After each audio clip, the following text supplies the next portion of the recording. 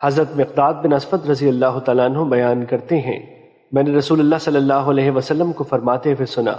سعادت مند شخص وہ ہے جو فتنوں سے بچا لیا گیا، سعادت مند شخص وہ ہے جو فتنوں سے بچا لیا گیا، بے شک سعادت مند شخص وہ ہے جو فتنوں سے بچا لیا گیا، اور جو شخص ان سے آزمایا گیا اور اس نے صبر کیا تو اس کے لیے خوشخبری ہے۔ مشکات المصابیح حدیث نمبر 5405۔ حضرت ثوبان رضی اللہ تعالیٰ عنہ بیان کرتے ہیں، رسول اللہ صلی اللہ علیہ وسلم نے فرمایا، جب میری امت میں ایک دوسرے سے لڑائی کے لیے تلوار مسلط کر دی جائے گی تو وہ روز قیامت تک اس سے نہیں اٹھائی جائے گی، اور قیامت قائم نہیں ہوگی حتیٰ کہ میری امت کے قبائل مشرکین سے جا ملیں گے،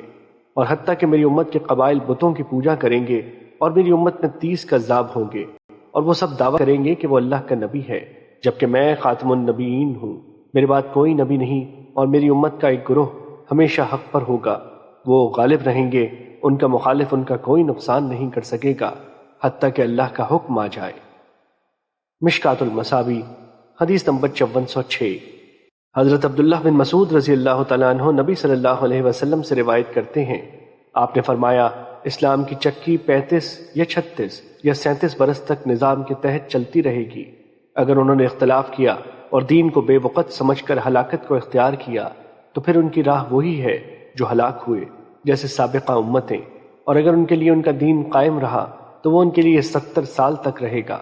میں نے عرض کیا، کیا وہ 70 برس اس سے ہیں جو باقی رہ گیا یا اس سے ہیں جو گزر چکا؟ آپ نے فرمایا، اس سے جو گزر چکا۔